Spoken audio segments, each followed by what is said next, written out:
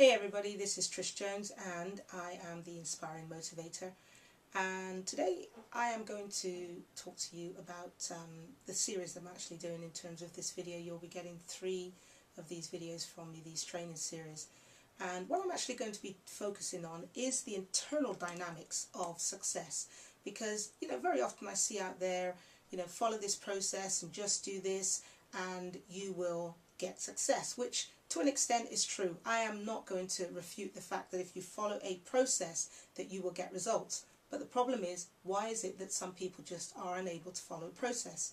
And I believe that the biggest reason that people are just unable to follow a process, get with the program as it were, and become successful is because of these internal dynamics. Now, I am not saying that there are not many more than the 3 internal dynamics that I'm going to speak about, but I'm saying that they are the ones that I have identified that have been important, not just for me, but for other people that I've worked with. And the 3 are knowing who you are, the very first one, and that's what we're going to be talking about today. The other one is the power of your thoughts, and the other one is the power of your words. Now, I don't want you to turn this video off and say, I've already heard all of this before, because I am going to say to you that you have not heard it from this perspective. Okay, so don't think, oh, I've heard Jack Canfield talk about this, or I've heard T. Harv Eker talk about this. I'm going to come from this from a unique perspective, in my view anyway. It's not something that I've read about.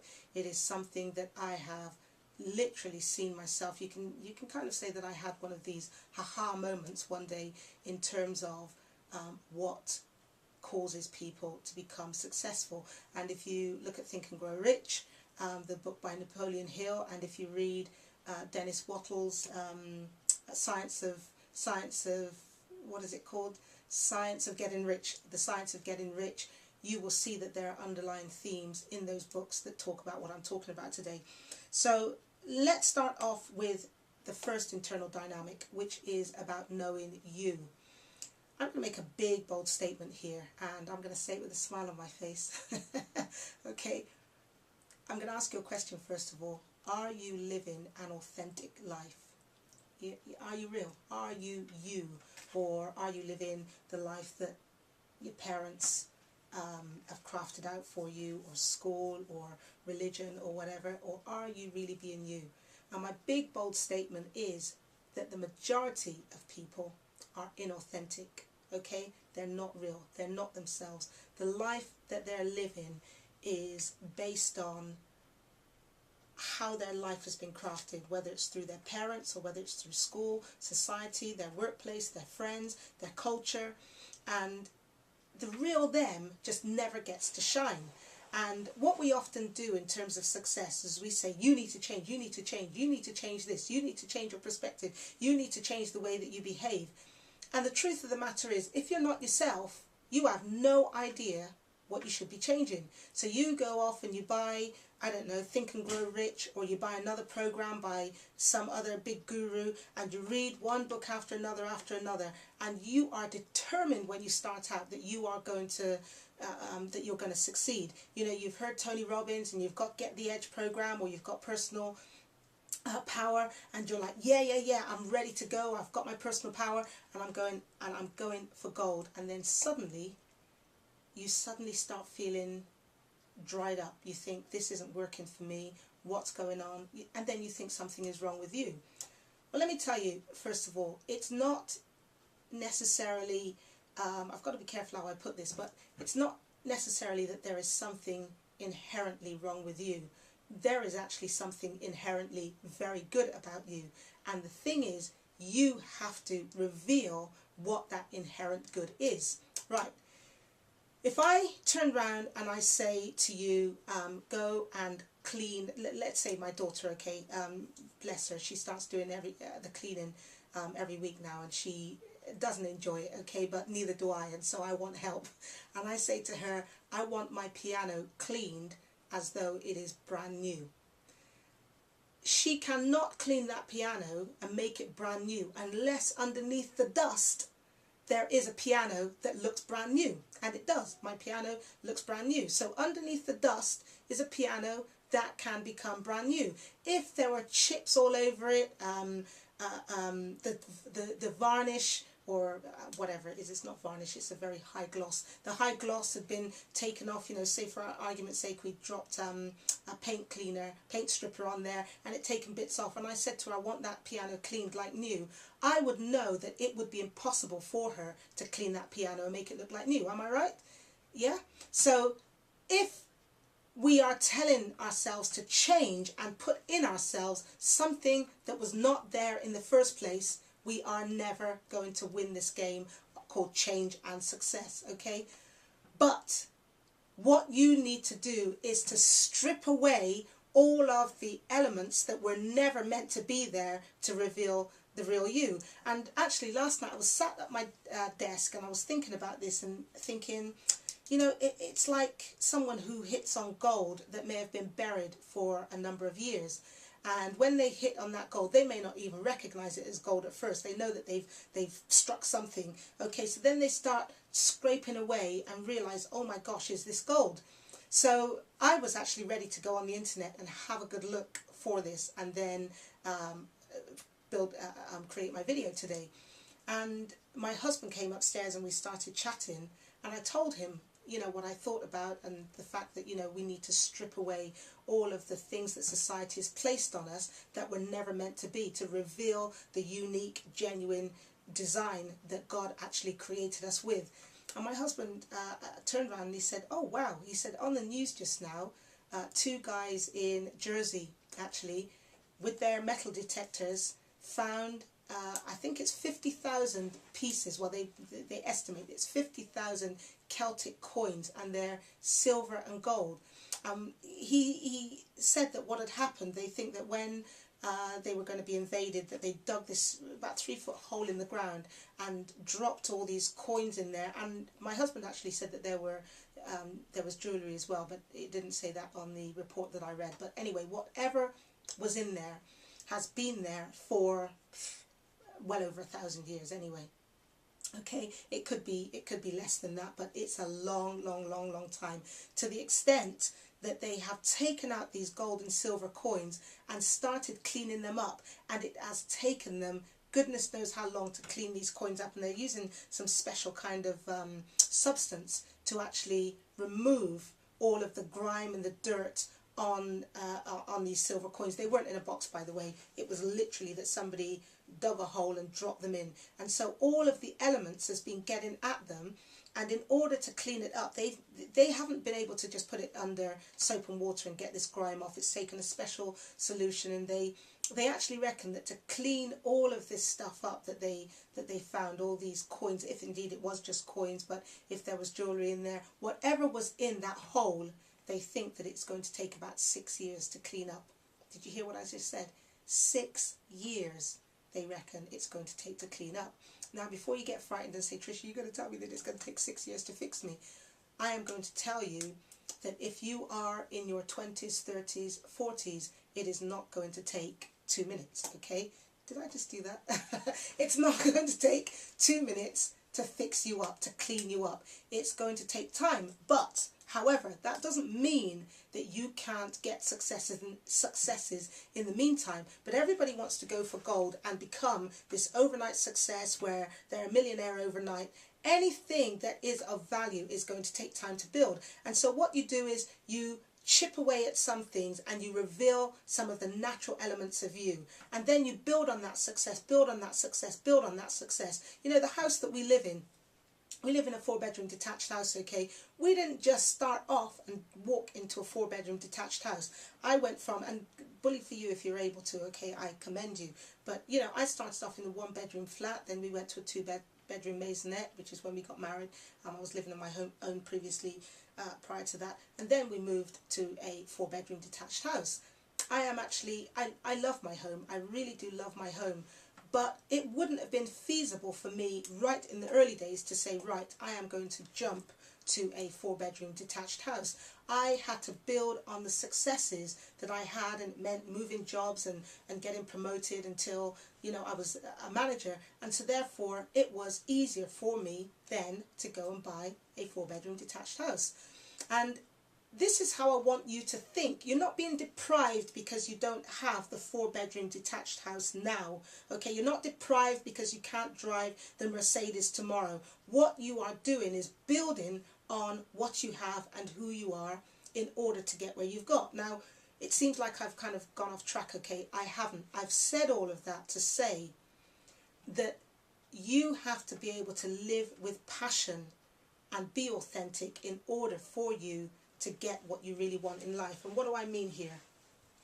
For some people, okay, they are just happy driving a Ford Focus. I'm being honest with you, I'm not. I wouldn't want a Ford Focus, but there is nothing wrong with the person who wants a Ford Focus.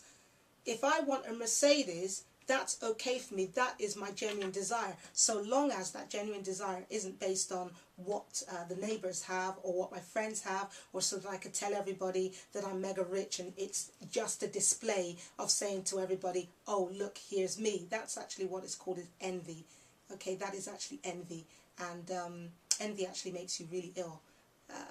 And that is a scientific fact. My Bible tells me that envy rots the bones, but science has actually proven if you live your life based on what everybody else has had, it literally makes your body sick. But that's for another time. Going back to you being the authentic you. Tony Robbins says something at the end of all of his talks, and it resonates with me since the very first day that I heard Tony Robbins, I think back in 2002, 2003. He says, live with passion. And I just love that statement. I actually enjoy listening to Tony Robbins some of the time, most of the time actually. I don't necessarily agree with everything that he says, but I like to hear, I like his energy. I absolutely believe that Tony Robbins lives with passion. But you know what? Tony Robbins doesn't have to be somebody else, and you don't have to be somebody else. You cannot live with passion unless you know who you are, because otherwise your passion will be based, your activities will be based on the passion of somebody else. Your desires, so going back to the car, your desires will be based on what somebody else has or what you feel you ought to have in order to project this is me. But can you imagine just stripping away everything? You know, you can go into a party and not actually look at what everybody else has got on because you just don't think about it. And with that, I'm just going to tell this short story of a man that turned up to a party and everyone else was wearing dinner suits and he was just dressed casual. And so this university lecturer was speaking to his students and he said, what would this man do? And they all sat there for about half an hour apparently, debating as to what this person might do. They had to get in groups and discuss this, and some people said he would go home and change depending on how far the venue was. He would go to a shop and he would actually purchase a brand new outfit, okay, or he would apologize and say to them, I'm really sorry, I didn't realize that this was a formal event, etc., etc. And the professor turned around and said, no, you are actually all wrong. And so they're thinking, well, whatever can the answer be? And the professor said he wouldn't notice. And I think that's just so profound. He wouldn't notice because he's being him. That is how he dresses. When they said formal on the invitation, to him that was formal. To somebody else, it's like you go in a function and they have to make sure their hair is absolutely perfectly right, and we're all guilty of that. I'm as guilty. The hair has to be right, the dress has to be right, this has to be right. But let me tell you this, and I love you, okay? I'm saying this with love in my heart. You will have an idea as to whether you are living the real you dependent on how critical you are of other people. If you're one of these people who notices everything about everybody, has something to say all the time about somebody else, what they have on, what they wear, how big they are, how small they are, there is a self-esteem issue going on inside of you.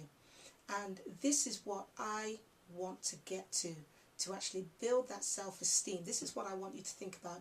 It's about building that self-esteem so that you know who you are, so that for one, you can live your best life, because you can only live your best life when you are passionately desirous of being all that God has created you to be.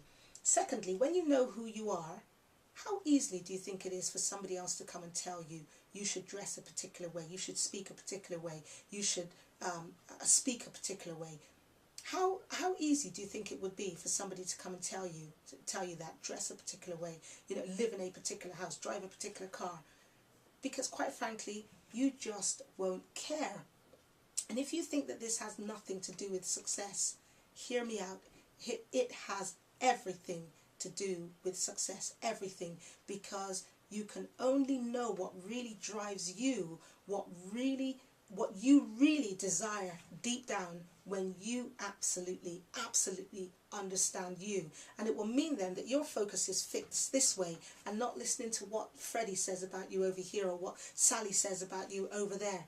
You know that you are on a particular path. You know what you want to accomplish. You know the people that you are supposed to help, and you just go forward in terms of what you desire deep down in your heart, with the natural drive that God has given you. And I'm going to talk about this later on in one of my other videos, but I'm going to talk about motivational gifts, okay, and what motivates you and why certain gifts are given to certain people, and how you know whether you're actually operating within that motivational gift or not. But when you are operating in that motivational gift, you know what drives you, you know what makes you tick, you know what makes you know what ticks you off. But in all of it, you know who you are. And to me, this is the very foundation of success. And so in the next series, I'm actually going to talk about the power of your thoughts, because of course who you are is very dependent on your thoughts that you have. But I just want to leave you with this, that when you were born well equipped with all of everything that you needed to accomplish what you want to accomplish in life, what the real you want to accomplish, okay? So I don't mean the oversized house that you can't manage, or the oversized car that you can't manage. And you know what? If you are able to manage those things, great. But not everybody can manage everything that everybody else has got. Am I making sense to you? Okay, so I'm not saying there's anything wrong with having a huge house. I am not saying that there's anything wrong with having a huge car. What I am, however, saying is you must be certain that you are genuinely desirous of those things, and you are not trying to accomplish them just because somebody else has. You're not trying to be a millionaire just so that you can hoard, because I'm telling you, the majority of people will be destroyed by it, and it will not last forever either. But you were actually born with your unique gifts and abilities, absolutely ready for this world to accomplish great things. But then what happens? You start growing up and you naturally see what you want in life, okay? Because I believe that children, particularly when they're toddlers, are nearest to who they will be than when we get older, because they don't think to themselves, I want to be a doctor, but oh my gosh, the fees are going to be that high, and nobody else in our family has been a doctor before, and I'm not intelligent enough.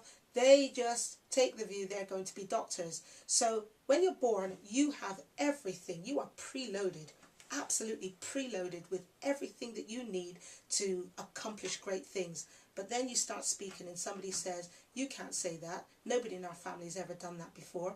And then you get to school and more of your creativity is taken away. Oh no, this isn't the way that we do things around here. You have to conform in this mold like everybody else. And then, oh my goodness me, you get to college and people behave in a certain way and you copy them. And the lecturer says, this is how I want you to behave. This is how I want you to conform.